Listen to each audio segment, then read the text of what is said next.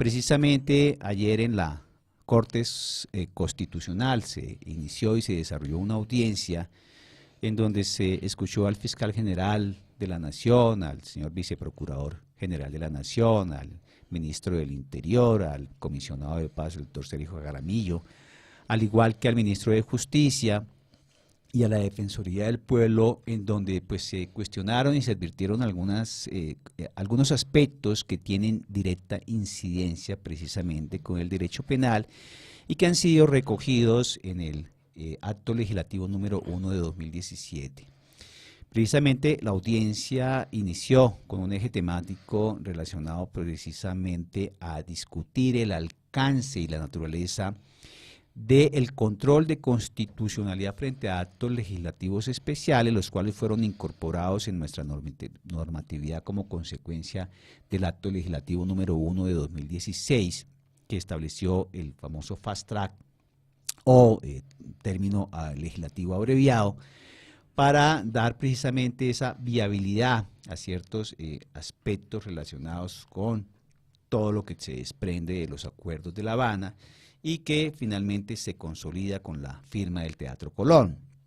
Nosotros hemos venido haciendo un seguimiento, hemos venido discutiendo todos esos aspectos y encontramos precisamente que en el acto legislativo pues hay una serie de aspectos en el acto legislativo número 1 de 2017, nos toca hacer siempre hincapié en ello para no entrar de pronto en alguna imprecisión, porque ese tratamiento que el acto da precisamente a todo lo relacionado con la JEP, con la Jurisdicción Especial de Paz, pues ha llamado la atención precisamente del fiscal general en algunos puntos.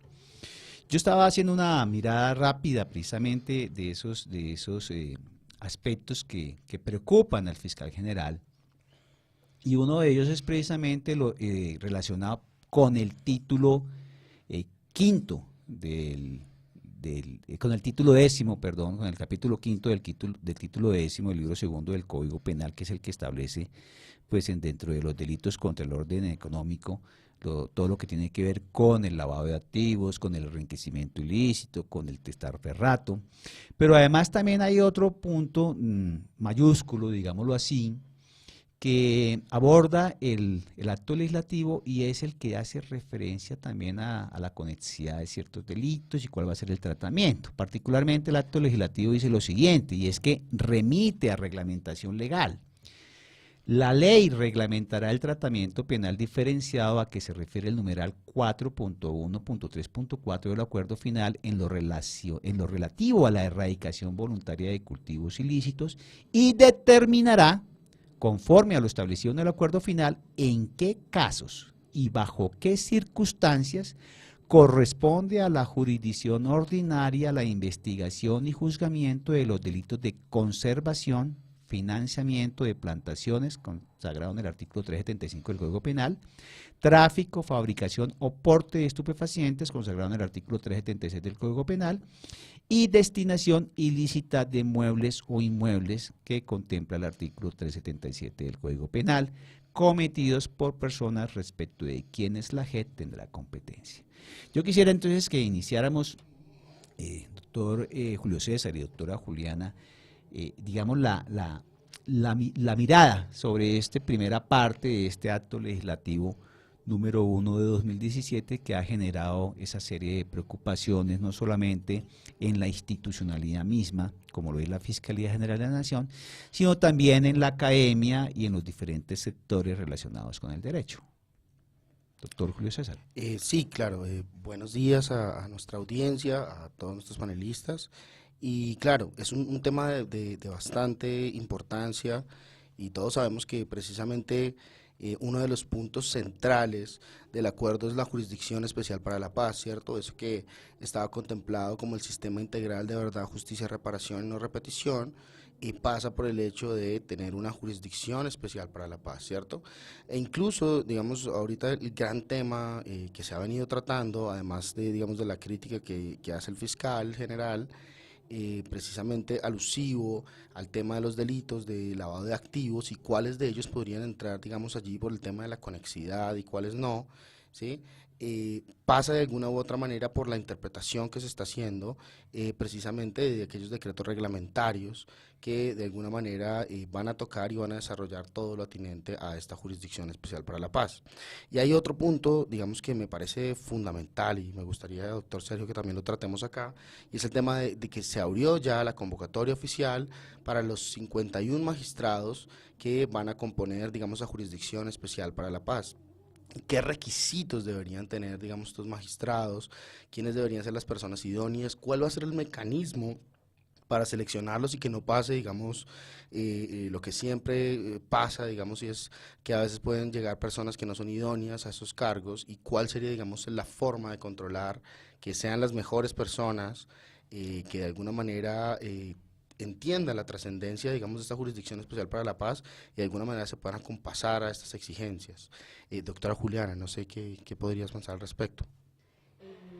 Bueno, buenos días a la audiencia de la mesa de trabajo. Sí, precisamente como lo mencionaba el doctor Julio, creo que para el país y para el mundo la Jurisdicción Especial para la Paz también implica muchos retos, implica también muchas oportunidades, y creo también que las personas que vayan a administrar justicia pues también tienen una responsabilidad muy grande en términos de también hacer que esta justicia llegue a las víctimas, que llegue también como que mande un mensaje en donde sea claro que digamos que no puede volver a pasar la guerra y que estamos ya en otro momento de transición.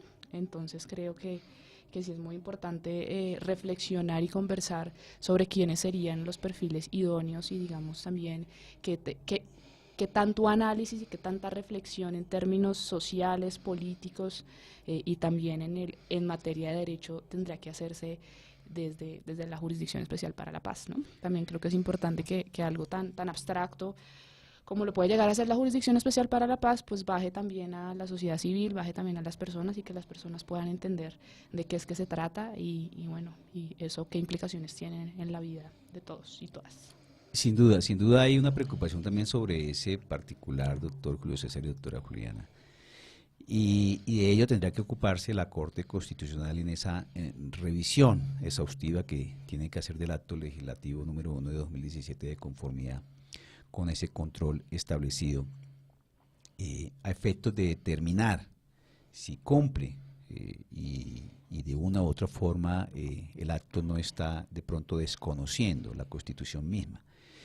Algunos ya están hablando de una posible sustitución, pero esto es un aspecto de pronto demasiado a priori, porque de todas formas hay que entrar a hacer una análisis o una revisión muy detallada de cada uno de los puntos que se abordan en el acto legislativo. El acto legislativo no es uno o dos artículos, es bastante extenso y complejo, y por eso la Corte debe ocuparse de manera estricta y revisar con ojo de lupero precisamente todos los aspectos que allí se consignan para que una vez se cumpla con ese control de constitucionalidad que dará tránsito a cosa juzgada absoluta de conformidad con el alcance que tiene desde el punto de vista constitucional, por cuanto la Corte tendrá que revisar absolutamente todo y eso no dará lugar a posteriores posibles demandas, si bien se ha discutido mucho si el hecho de que se haya establecido un control transitorio de constitucionalidad de carácter automático y único, y además solo por vicios de procedimiento, si esto relativamente pueda darse en ese sentido, toda vez que somos conocedores de cuál ha sido, digamos, la línea jurisprudencial que se ha venido desarrollando en materia de test de sustitución, de juicio de sustitución, y por ello, pues tenemos que esperar a que esa revisión aborde absolutamente todos los temas y se pronuncie la Corte también sobre ese particular para dar una garantía y poder determinar seguridad jurídica y que a futuro no vayamos a estar expuestos, una vez inicie la competencia de la Jurisdicción Especial de Paz, a una serie de actos que puedan poner en entredicho o desestabilizar el sistema como tal, porque podría ser bastante peligroso. Aquí, digamos, tenemos que predicar y a su vez exigir de nuestras instituciones mucha prudencia y mucha seriedad en el desarrollo de todo este sistema normativo que se está creando como consecuencia precisamente del acuerdo de paz. Y esta preocupación que ustedes plantean respecto de la conformación de la JEP, y damos ahí un salto y ya volveremos sobre los aspectos estrictamente técnicos desde el punto de vista del derecho penal para determinar esas situaciones en cuanto a los delitos, cómo se va a manejar o cuál será el alcance que debe tener. El hecho de que la JEP tenga un sistema de composición bastante sui generis, pues genera preocupaciones, y genera preocupaciones desde el punto de vista de esa constante que hemos venido evidenciando en los últimos días, que no es reciente, que es de hace mucho tiempo, pero que en los últimos meses, digamos, ha causado un impacto de opinión como consecuencia, que es precisamente la rama judicial la que ha venido siendo protagonista de los escándalos de corrupción.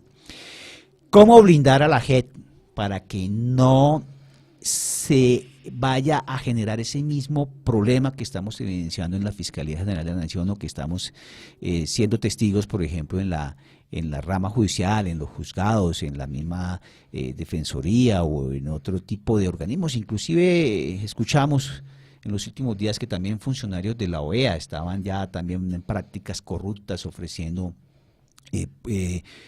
formas de que algunos paramilitares o narcotraficantes pudieran de pronto entrar a formar parte de los beneficiados de la Jurisdicción Especial de Paz. Entonces, ¿cómo blindar? ¿Cómo crear un mecanismo? Si bien ya se estableció un proceso de selección, ya está la convocatoria como tal, para la escogencia de los miembros de la JEP, ¿cómo garantizar que estas personas, que de todas formas algunas van a ser postuladas por ciertos órganos o por ciertos organismos, cumplan con ese rigor que requiere el funcionario judicial, de vocación de servicio, no solamente la preparación, porque la preparación, bien o mal, digamos, todos los que nos hemos dedicado de una u otra forma al estudio del derecho y otras disciplinas afines, pues hemos sido conscientes de la dedicación que tenemos que dar precisamente a nuestra capacitación, a nuestra formación.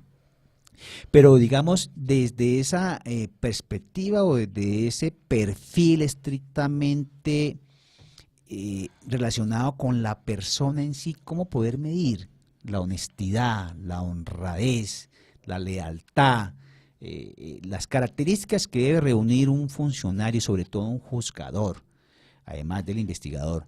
Un juzgador que va a ser el encargado de administrar justicia, que en términos simples podría decirse que tiene que tener unas características casi como de arcángel, porque no puede igualarse al ciudadano común y corriente, porque él tiene la investidura de administrar justicia. Y el hecho de que tengamos un sistema transicional, una jurisdicción especial de paz, no significa impunidad, como algunos irresponsablemente han venido afirmándolo desde hace mucho tiempo. Si bien los estándares son diferentes y las mediciones desde el punto de vista de administración de justicia se miran con otro, o se miden con otro rasero, lo cierto es que aquí se va a administrar también justicia, y justicia en unos términos muy concretos. Entonces sí requerimos y necesitamos de que las personas que conformen esta jurisdicción especial de paz sean personas comprometidas totalmente con la administración de justicia, comprometidas con la función y con la vocación de servicio a la cual se van a enfrentar desde el momento en que aspiran a ser elegidos o a ser seleccionados precisamente para entrar a conformar esta jurisdicción especial de paz. Doctor Julio César, doctora Juliana, ¿ustedes cómo ven, cómo creen que aquí se puede entrar, digamos, a generar, si bien están establecidas ya las reglas de selección, cómo poder, digamos, lograr esa finalidad de que sean personas pulcras y que no nos vayamos a encontrar con escenarios como los que hemos venido viendo en los últimos días, con fiscales anticorrupción, con fiscales de extinción, con fiscales de tribunal, con jueces, con inclusive abogados, etcétera, etcétera, que entran a configurar una serie de mafias y de estructuras criminales al interior de la misma institucionalidad?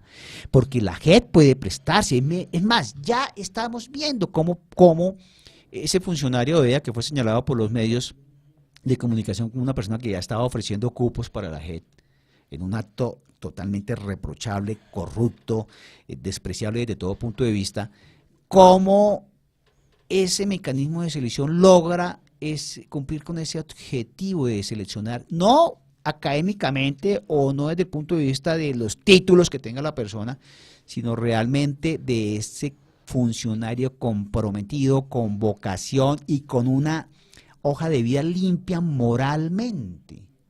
Doctor Julio César.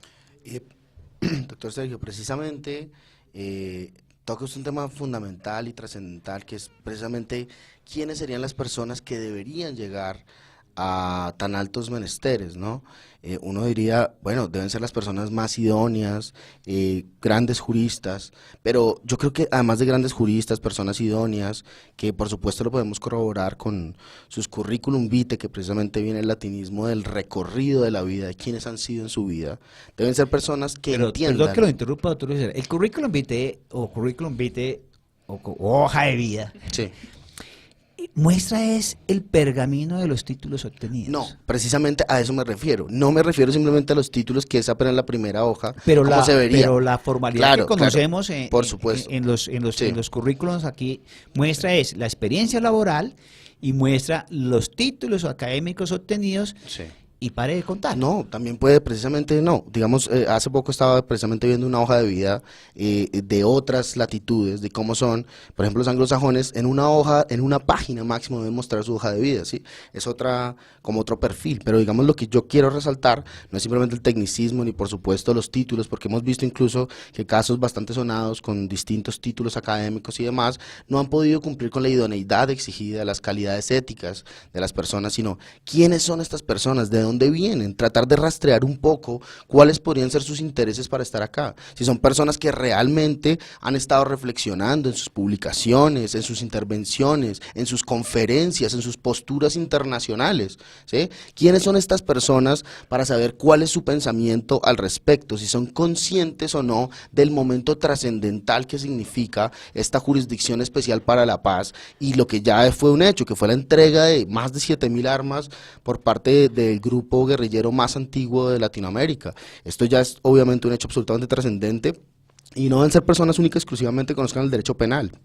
En eso pues me apartaría un poco, porque pese a que yo soy penalista, soy consciente que digamos la Jurisdicción Especial para la Paz, en virtud de que va a tratar de administrar justicia transicional, que es muy diferente a la justicia penal, de alguna manera debe conocer en qué consistieron estos procesos de justicia transicional que ya se han surtido en el mundo y cómo este acuerdo en especial recoge las distintas experiencias internacionales para saber, digamos, si sean conscientes de qué es lo que estamos tratando de administrar acá, porque es fundamental que se tengan en claro quiénes son las víctimas y cómo las víctimas son el centro de esta jurisdicción especial para la paz y cómo deben ser resarcidas y cómo las sanciones de carácter restaurativo precisamente deben serlo porque son para las víctimas. Ya tenemos obviamente unas guerrillas concentradas en ciertas zonas, pero debemos garantizar que precisamente estas personas que van a ser, quienes vayan a la sala de verdad, reconocimiento de responsabilidad, realmente cumplan con restaurar a las víctimas, ¿sí? Porque lo de los bienes es una cosa y es bastante importante, ¿cierto? Pero también sabemos que, digamos, las sanciones restauradoras son una sanción realmente preocupada porque, digamos, no solo no haya más repetición de esas conductas, sino que de alguna manera haya un carácter transformador, ¿sí?, respecto de la situación que se vino causando por parte de los victimarios. Doctora Juliana, no sé qué piensa al respecto. Sí, doctor Julio, concuerdo con lo que usted dice. Creo también que si bien ya están los criterios de selección, ya están decididos, creo que sí se tienen que hacer procesos humanos, un poco lo que mencionaba el doctor Sergio, y es que no nos podemos quedar precisamente porque estamos en un momento coyuntural muy importante para el país, para el mundo, y para las nuevas generaciones también, para mostrarnos a nosotros mismos que sí podemos construir un país en paz, que nos hemos narrado desde hace mucho tiempo, desde la guerra, pero eso no quiere decir que seamos violentos por naturaleza o que tenemos que tener o que vivir eternamente la guerra, que podemos también relacionarnos de otra manera. Yo sí creo que tienen que haber procesos de selección y de acompañamiento en donde conozcamos más a estas personas, en donde también sepamos cuál es el trato, cuál es la concepción que ellos tienen de país, qué tanto conocen a este país social, rural, qué tanto conocen los procesos también de pronto de negociaciones que se han hecho anteriormente. Esto aunado también, digamos, con todo con todas las investigaciones académicas, con toda la idoneidad académica, pero creo que no nos podemos quedar solo ahí, porque precisamente como lo hemos venido conversando, se trata también de una responsabilidad y de un poder muy importante, y un poder que si se administra de una manera que no es correcta, que no es idónea, pues puede generar mucho daño. Claro, y es que la preocupación es latente porque pues no quisiera tocarlo, pero es necesario dada el punto que estamos abordando. Lo que sucedió con el fiscal anticorrupción, Luis Gustavo Moreno. Digamos, la Fiscalía tiene unos procesos para vincular a los funcionarios. Yo estuve sometido a ese proceso hace unos meses. Me hicieron una visita domiciliaria, me hicieron un estudio de seguridad, me hicieron una prueba psicotécnica, me hicieron una entrevista, además de la revisión de los documentos y de los papeles que se aportan para soportar la experiencia laboral y toda la formación académica. Y cumplí absolutamente con todo el perfil y los requisitos, pero obviamente la decisión fue de no vinculación por el hecho de que tengo una hermana que es fiscal, y eso generó que no se produjera el mismo, porque hay una directriz al interior de la Fiscalía en donde el doctor Néstor Humberto ordenó que quienes tengan familiares pues no pueden vincularse a la institución. Entonces yo me pregunto, en el caso del fiscal anticorrupción Luis Gustavo Moreno, si bien pues tenía un perfil académico reconocido, pues por lo que todos conocemos de sus publicaciones, de las defensas que había asumido, pero hoy nos enteramos, o en estos días nos enteramos, por ejemplo, el día de ayer tal vez, que su señora esposa había sido procesada por narcotráfico. Entonces, una institución como la Fiscalía General de la Nación, que cuenta absolutamente con todo un sistema de información y de base de datos, ¿cómo no detecta una situación de estas cuando no solamente se estudia desde el punto de vista de los aspectos y los antecedentes al funcionario, sino a su núcleo familiar? Porque yo recuerdo que cuando yo tuve que presentar la documentación tenía que decir quién era mi cónyuge, su número de cédula, cuántos hijos, con quiénes vivo, etcétera, etcétera, etcétera. Entonces, ¿cómo pasa esto en la Fiscalía General de la Nación, que tiene precisamente todo un sistema para poder generar ese tipo de filtro y de control? ¿O fue que por ser Luis Gustavo Moreno el autor del libro sobre falsos testigos, no fue sometido a este proceso? Habría que hacerse la pregunta. Porque si se hubiera hecho el proceso con rigor, tal vez no estaríamos en estos momentos expuestos a esta vergüenza internacional de tener un fiscal anticorrupción que es capturado por corrupción. Yo creo que tal vez esa pregunta se la está haciendo el doctor Néstor Humberto. Pero ¿cómo hacer entonces que en el proceso para la escogencia de los funcionarios de la JEP no vaya a pasar de pronto esto que sucedió con el fiscal anticorrupción, doctor Julio César? Pues precisamente todo el plano de las entrevistas, de quiénes son las personas idóneas para llegar, no debe limitarse, por supuesto, a una hoja de vida, qué ha sido, sino qué calidades personales tiene, ¿no? ¿Quién es esa persona? Digamos, qué oficios, que de alguna manera casos ha llevado, en el caso de ser abogado litigante, o incluso más allá, a qué hacen alusión, digamos, sus intereses, ¿no? Académicos, políticos, si es que los tiene, porque claro, es algo muy importante. Claro, pero ¿cómo logramos una estrategia para poder, digamos, advertir, para poder de pronto identificar, para poder de pronto tener una indicación de que de pronto alguien que es muy prestante, con mucho título, con mucho pergamino, pueda ser cuestionado por otras cosas? Es decir, ¿cómo si abrimos de pronto convocatorias para que la comunidad se pronuncie si tiene conocimientos, pero una cosa que sea pública, real, que de pronto los funcionarios tengan que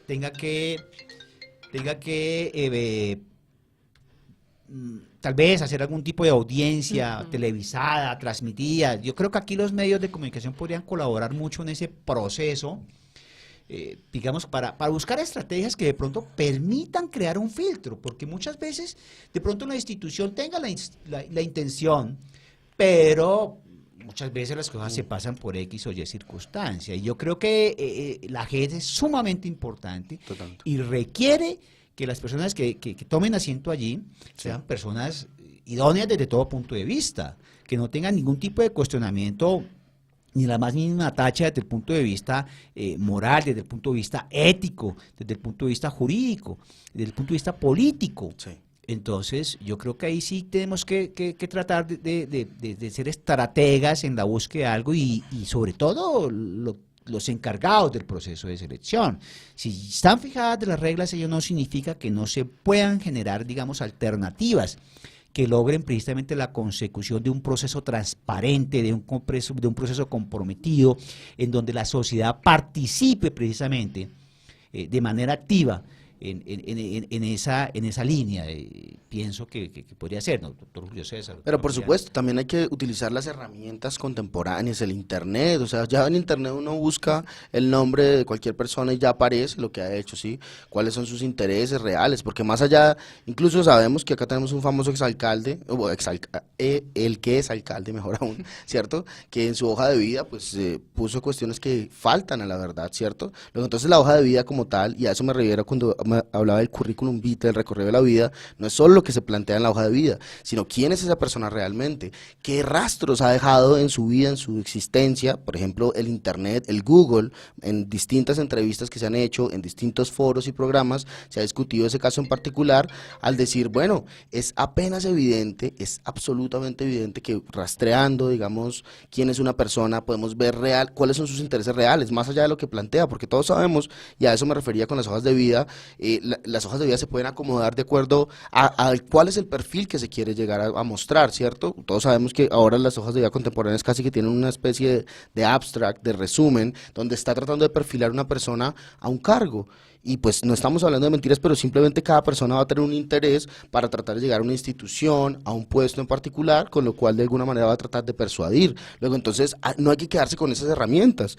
Utilicemos la tecnología, toda la tecnología que se tiene para saber quién es la persona, cuáles han sido sus cargos, si realmente ha tenido intereses políticos, porque todos sabemos que la política ha sido perniciosa para la administración de justicia y lo que vimos precisamente en esos casos es precisamente cómo se permeó la administración de justicia por la política, ¿sí? Y es que, claro, es evidente que, digamos, si un fiscal va a escoger a las personas que lo van a acompañar y tiene que pagar favores políticos, pues ya de una vez entramos con un cuestionamiento a su imparcialidad totalmente cuestionable. Pero yo quiero dejar una última cosa. Hay algo bien interesante y es lo que se llama en derecho la culpa in eligendo y la culpa in vigilando, ¿no? Hay una responsabilidad que no se puede eludir, ¿cierto? Simplemente con la clásica colombiana de todo pasó a mis espaldas, no me di cuenta, ¿cierto? Me traicionaron. Debe haber una responsabilidad no solo política, sino también jurídica. Doctora Julián. Sí, yo quería mencionar y retomar dos cosas que mencionó el doctor Sergio y que creo que son muy importantes. La primera es que las personas que van a estar encargadas de la selección pueden crear nuevas maneras y nuevos mecanismos y creo que es importante porque a mí me parece que no nos basta con la visita en la casa porque uno puede arreglar las cosas 20 minuticos y puede cuadrar todo, o no me basta con la prueba psicotécnica porque también se puede fingir, porque digamos que me parece insuficiente. Creería yo que necesitamos como otros mecanismos y me parece que la ciudadanía, que las personas estén involucradas, que también hagan una veeduría, que también puedan aportar, que también podamos ver estos candidatos, cómo se comportan con las personas, cómo son las relaciones, cómo están en los espacios públicos. Creo que eso nos puede dar también como indicios y nos puede dar también como muchas cosas para entender en términos de que alguien es ético y de que no solo vale su academia, sino que también vale su calidad como ser humano, que también, digamos, es lo que debemos premiar en una jurisdicción especial para la paz. Así es, damos la bienvenida al set, aquí a la cabina, al doctor Paulo César Ospitia. Vamos a hacer una pausa en Foro Penal y ya regresamos. Pablo.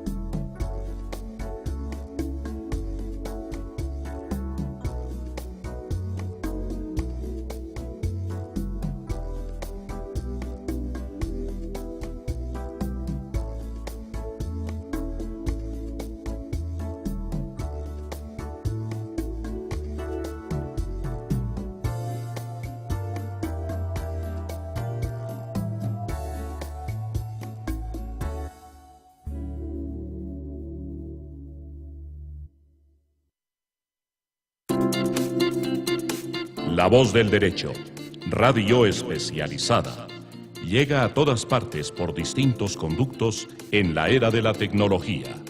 Escuche nuestras emisiones en internet www.lavozdelderecho.com, delicast.com, La Voz del Derecho, Wonder Radio, La Voz del Derecho, TuneIn, La Voz del Derecho, iVox, La Voz del Derecho. La tecnología puesta al servicio de la cultura, la comunicación y la legalidad. La Voz del Derecho, una radio de temas y propuestas. Estás escuchando La Voz del Derecho, el sitio del análisis, la ponderación de conceptos y la crítica respetuosa. 24 horas de programación agradable y actual. Siendo las 10:57 de la mañana, estamos de regreso en Foro Penal. Doctor Paulo César, estábamos precisamente discutiendo con el doctor Julio César y con la doctora Juliana sobre las circunstancias que de pronto pueden generar cierta preocupación en la conformación de la Jurisdicción Especial de Paz, de que los funcionarios que van a llegar a conformar, digamos, estos puestos, pues deben ser unas personas completamente idóneas desde todo punto de vista. Pero yo creo que podríamos ya pasar la página en ese aspecto y adentrarnos un poquito en lo que al inicio del programa planteábamos, y es esa preocupación que se ha generado precisamente como consecuencia de algunas, de un punto específico que se consagra en el acto legislativo número 1 de 2017, y al cual hacíamos referencia, inclusive hicimos lectura del mismo, pero creo que para mayor ilustración y para que el doctor Paulo César tenga conocimiento, vamos a volver a leer esa parte.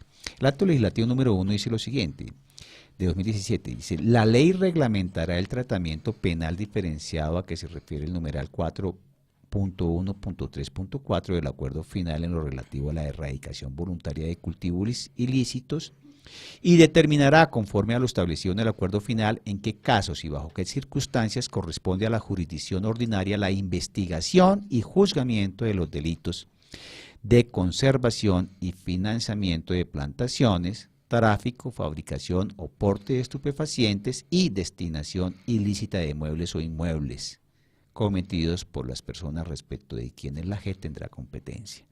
Es decir, si el acto legislativo está haciendo remisión a la ley para que sea a través de ley que se reglamente, digamos, el tratamiento que se debe aplicar a estas personas, ¿qué puede pasar allí? Digamos, ¿cuál sería el alcance frente a conductas en donde siempre se ha venido planteando la preocupación de esas conductas, sobre todo lo que tiene que ver con narcotráfico? ¿Qué va a pasar con los miembros de las FARC que hacían parte de esos frentes encargados precisamente de los cultivos o encargados de las rutas o inclusive de enviar, porque está documentado y está establecido en las investigaciones que habían ciertos frentes de las FARC que se encargaban de narcotráfico? Entonces, ¿cuál va a ser ese tratamiento? Si el acto legislativo remite a que la ley reglamente, es decir, está la conexidad determinada como tal de acuerdo a lo que se firmó en el Teatro Colón de conformidad con el Acuerdo de La Habana, o de pronto vamos a vernos expuestos a algún tipo de sorpresa. Además, ¿qué pasa cuando se declare, si se declara la constitucionalidad de esta parte como tal? Porque la Corte, como lo he indicado, tendrá que revisar hoja por hoja, letra por letra de todo lo que se consigna en el acto legislativo número 1 de 2017, precisamente para poder consolidar y establecer esa seguridad jurídica que reclama la sociedad colombiana. Entonces, en este aspecto, ¿cómo interpreta usted lo que ordena el acto legislativo frente a la reglamentación en estos tipos penales por conductas cometidas por miembros de las FARC que se vean sometidos a la Jurisdicción Especial de Paz? Buenos días a todos los de la mesa. Bueno, doctor Sergio, yo creo que esa es una de las mayores preocupaciones, tanto por el sector de la academia, por el sector de la justicia, por los mismos, digamos, los desmovilizados, el gobierno, Bueno, y sin embargo, si bien es cierto, hemos avanzado en el entendido de que ya hay una especie de normatividad, y como usted lo dice, sobre todo en ese aspecto que remite y establece, digamos, que en determinados delitos se remitirá a la justicia ordinaria, creo yo que también es necesario esperar esa reglamentación, sobre todo, digamos, en el caso preciso de que qué pasa con aquellas personas que se dedicaron digamos, a cometer el delito de narcotráfico, de tráfico de estupefacientes, o aquellas personas que, digamos, si bien es cierto, de pronto en algunos desmovilizados financiaron, ¿sí? Financiaron, digamos, esas actividades ilícitas o delictivas, pero de una u otra forma, digamos, lo hicieron con ocasión del conflicto, digamos, armado. Entonces, se debe reglamentar eso, en el entendido de que, digamos, no existan colados como pudo haber existido en la ley 975 del 2005. Recordemos que en narcotraficantes compraron franquicias de las AUC y se hicieron pasar como digamos, como comandantes, pero pues obviamente eso era para adquirir los beneficios. Entonces creo que se debe reglamentar muy bien, y mirar en qué caso fue con ocasión al conflicto armado y en qué caso sí obedeció realmente a una actividad netamente, digamos, de tráfico de estupefacientes. Y eso así, digamos, si no fue con ocasión del conflicto armado, pues entonces se debe remitir a la justicia ordinaria. Y digamos también hay digamos una preocupación en el entendido de que la JEP pues será, digamos, una supercorte, será una superjurisdicción y que va a asumir pues todo lo referente a la justicia ordinaria. Creo yo que también hay que hacer una serie de reglamentaciones en determinados casos, que se puede ir a la JEP, que se queda en la justicia ordinaria o lo de que, digamos, lo que ha venido desarrollándose en la justicia ordinaria, o se queda ahí, se respete, digamos, la seguridad jurídica, o se remita a la JEP, porque de lo contrario, pues, incurriremos en una inseguridad jurídica, ¿sí? Pero, bueno. Doctor Julio. Yo creería que, por supuesto, es absolutamente fundamental que en el desarrollo legislativo a esta Jurisdicción Especial para la Paz se dé, digamos, claridad al respecto, ¿sí? Porque, digamos, hay delitos que necesariamente están vinculados con el conflicto, ¿sí? Por supuesto, hay temas que al principio fueron bastante complicados, como era el tema del tráfico y porte de estupefacientes, y todos decían, pero ¿qué tiene que ver un delito que atenta contra la salud pública con el tema, digamos, de subvertir el orden, digamos, reinante en el Estado, que son todos los delitos propios, delitos políticos y demás?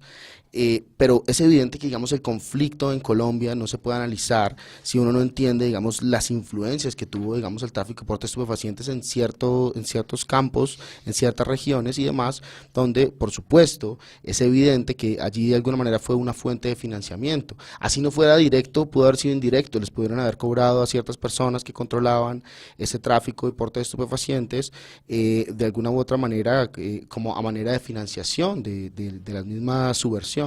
Luego, entonces, sí, yo sí creo que, digamos, debe ser uno de los campos, digamos, de más trascendencia en cuanto a la claridad que debe dejar de alguna manera para todas las personas de que hay ciertos delitos que necesariamente están vinculados con los delitos políticos y otros que por supuesto no lo pueden ser, porque como lo decía muy bien el doctor Pablo, no podemos repetir los crasos errores que se cometieron en la Ley de Justicia y Paz.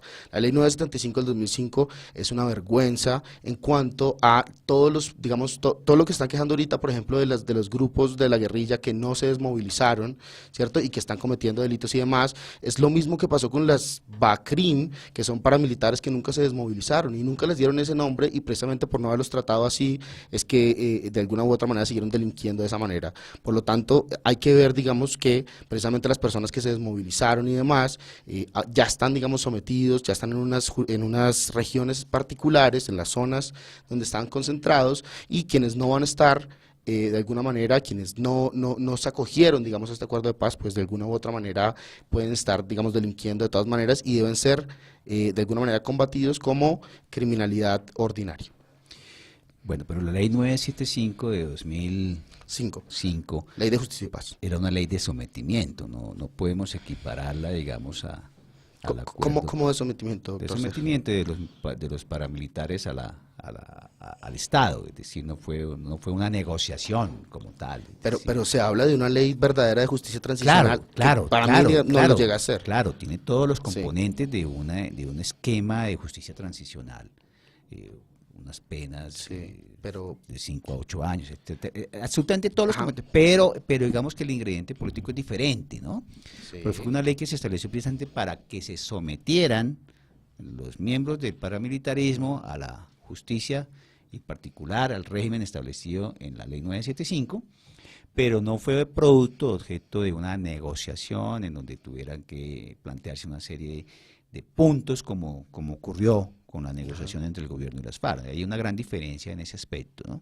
Sí, pero yo creería, digamos, hay una cosa, porque, por ejemplo, grandes estudiosos internacionales en la Universidad del Rosario, recuerdo mucho un artículo en particular de la doctora Camila de Gamboa, que ha trabajado el tema de justicia transicional desde hace mucho tiempo, y precisamente criticaba ese tema de esa justicia transicional, porque, digamos, de alguna manera representaba una transición precisamente de graves violaciones de derechos humanos a tratar de buscar de alguna manera cómo llegar otra vez a la vida civil y demás, a la vida ordinaria, pero precisamente tuvo muchos problemas porque no logró los estándares de satisfacción de los derechos de las víctimas, y yo creo que de alguna u otra manera esta jurisdicción especial para la paz podría de alguna manera trascender y ser absolutamente diferente a los fracasos que se cometieron en la ley 975 del 2005 en punto de las víctimas, ya que no tiene un énfasis en la justicia retributiva, sino en la justicia restaurativa. Doctor Pablo. Y también, digamos, comparto la opinión del doctor Julio, en el entendido de que la 975 del 2005, si bien es cierto, establecía los principios de verdad, justicia, reparación y no repetición, en mi modo de ver, la verdad era un simple allanamiento, ¿sí? Era una simple aceptación de cargos. Veíamos cómo en las audiencias los desmovilizados, la Fiscalía imputaba una serie de delitos, audiencias que duraban 1 mes, 2 meses, 3 meses, ¿sí? Y el postulado, ¿sí? Lo único que se limitaba era acepto los cargos y pido perdón. La verdad que se aplicó en la 975 no fue una verdad, fue una aceptación de cargos.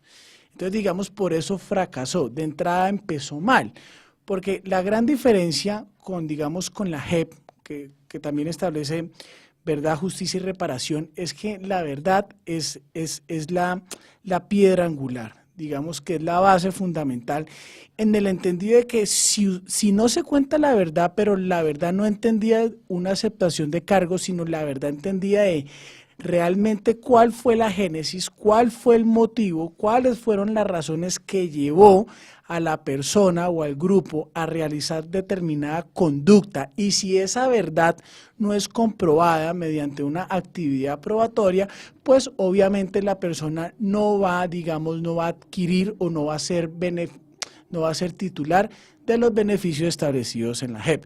Entonces, ya digamos, si comparamos eso solo respecto de la verdad, ya tenemos dos sistemas de justicia transicional que, si bien es cierto, acogían todos los principios establecidos a nivel internacional, son totalmente muy distintos, porque aquí lo importante en lo de la JEP es la verdad, y sobre todo también que se aplica, y eso es novedoso, como lo dice el profesor Julio y como lo puede desarrollar la doctora Juliana, no solo la justicia restaurativa, no solo la justicia transicional, sino el componente de la restauración, que eso no lo teníamos en la 975, y esto es novedoso, pues porque obviamente implica un cambio de paradigma en digamos, una forma de resarcimiento, una forma de reparación, pero también que vincula a las víctimas con los victimarios. No sé si...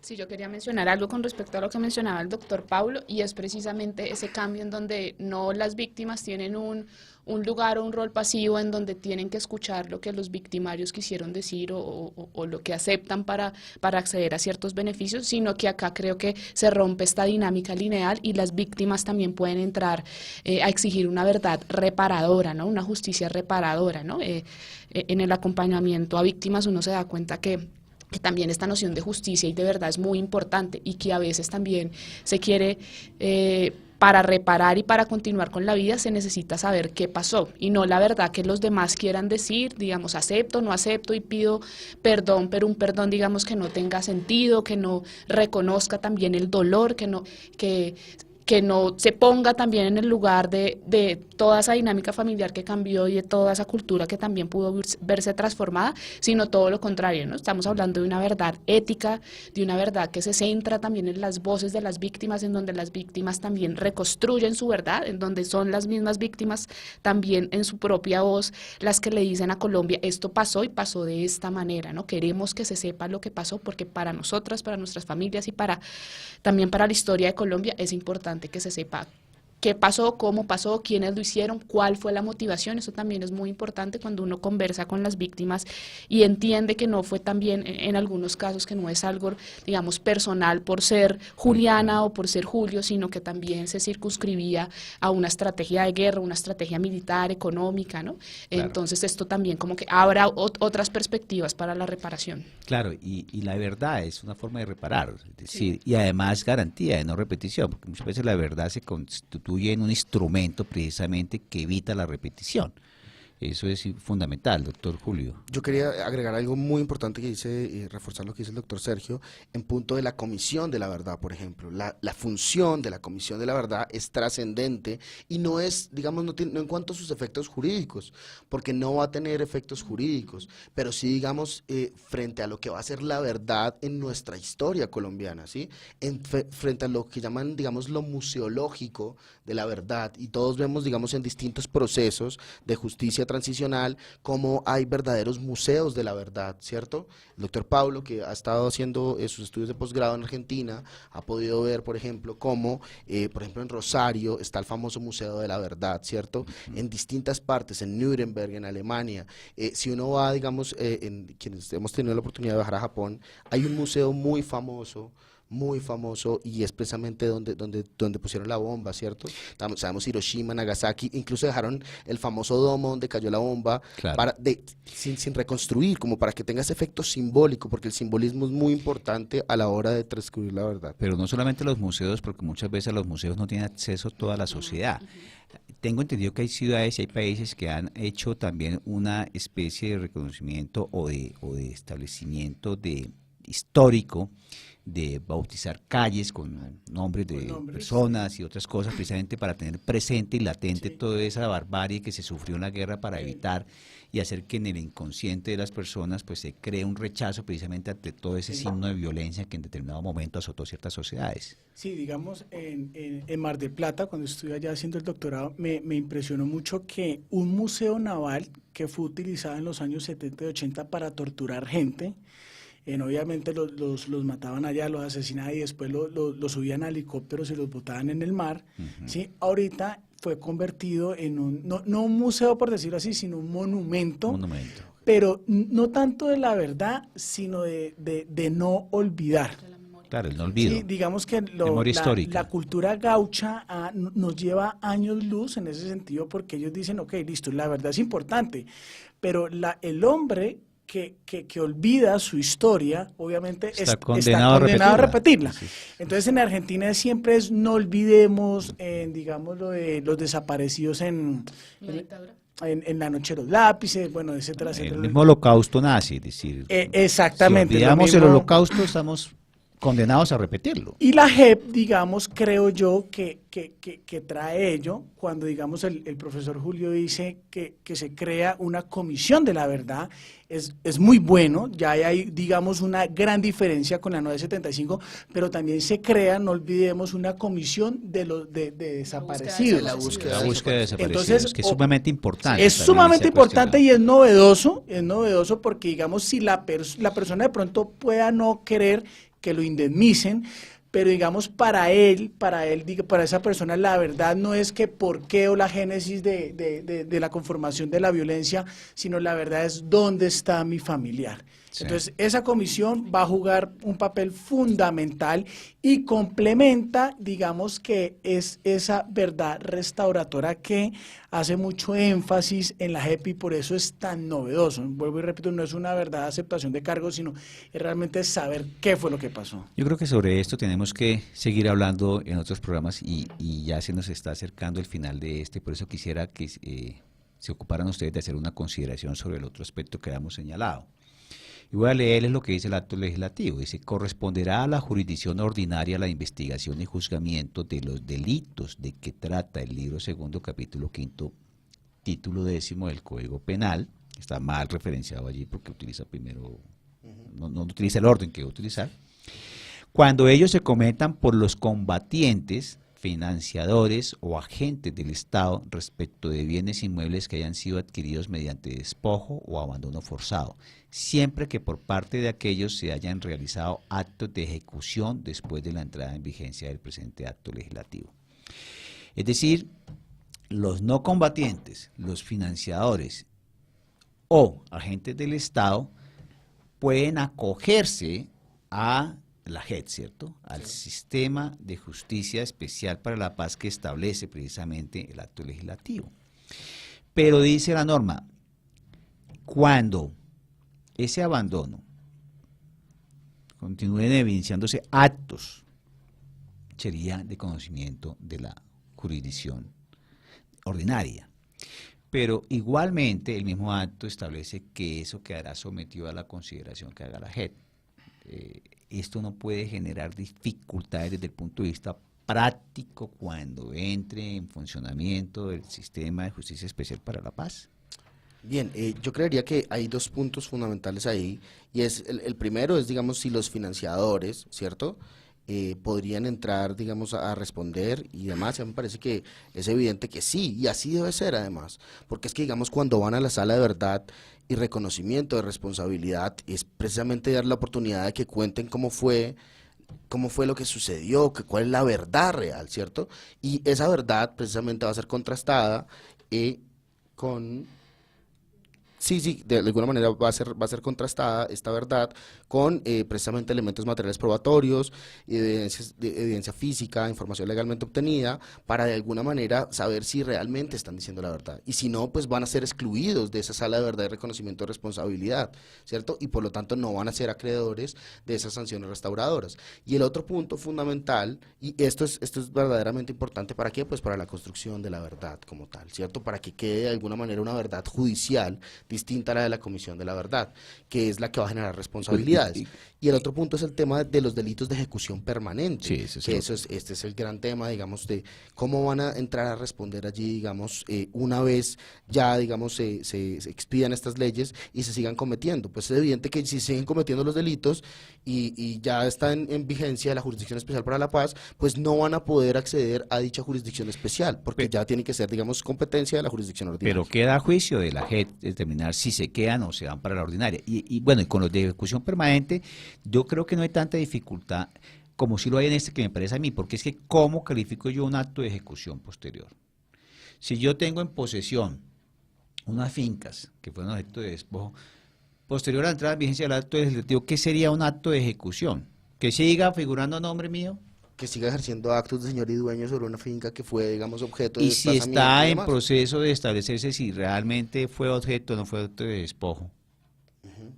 Es decir, yo creo que no es suficientemente... No, pero por eso, para mí, digamos, ¿cuál sería la forma? Porque claro, es un tema complejo, ¿no? Pero, por ejemplo, si una persona tiene una finca que de alguna manera fue objeto de un despojo y demás, y dice, pero bueno, si todavía está, digamos, en pleito esto, pues va a seguir en la jurisdicción ordinaria. Mientras que si la persona es consciente de que posiblemente, como en algún caso sucedió, que supuestamente algún ex magistrado de la Corte, ¿cierto?, tenía, digamos, algunos predios allí que habían sido supuestamente objeto de desplazamiento, personas y demás, ¿cierto? Luego entonces esos despojos que se hicieron sobre ese territorio en particular, ya de alguna u otra manera le darían la oportunidad a esa persona de contar la verdad y de alguna manera reconocer si lo hizo. Si no, pues va a seguir con la jurisdicción ordinaria. Bueno, Perfecto, ya para finalizar, doctor. Sí, para finalizar, Pablo. digamos, complementar la idea del profe Julito. Yo creo que esa va a ser una de las mayores problemáticas de la JEP, ¿sí? O sea, porque todo el mundo va a querer acudir allá, ¿sí? Pero digamos, lo importante es que ahí se debe realizar una actividad probatoria. ¿En qué sentido? Digamos, acreditar que realmente, ¿sí?, realizaron todas esas, digamos, actividades con ocasión al conflicto armado. En últimas, digamos, la JEP es la que va a tener que decidir si esa verdad es verídica, o sea, si esa, digamos, verdad es conforme a la realidad, o si no, pues entonces obviamente se remite, digamos, a la jurisdicción ordinaria. Pero digamos, ojalá no, digamos, no vuelvo y repito, mi preocupación es que la JEP, digamos, ojalá no se extralimite en ciertas funciones y, digamos, obviamente en ciertos casos que estén, digamos, ya con una seguridad jurídica en la ordinaria, pues obviamente los traiga, pero digamos, eso es otra problemática. Pero entendido que, digamos, claro, la JEP tiene que decidir si la persona está contando la verdad, si la verdad es conforme a la realidad, y en ese sentido, pues sí se debe ser muy cuidadoso para digamos, respetar la seguridad jurídica. Así es. Doctora Juliana, ¿algo que quiera acotar para terminar?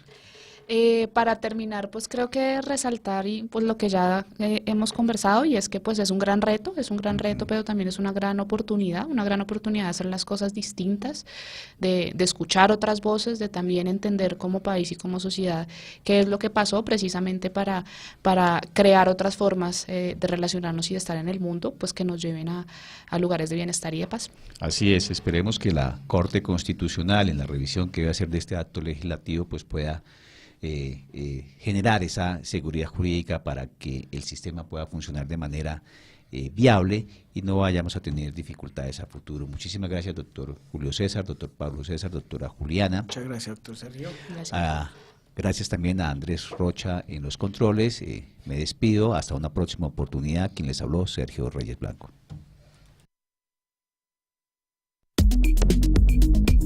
La Voz del Derecho presentó Foro Penal. Condujo Sergio Reyes Blanco. Una presentación de La Voz del Derecho.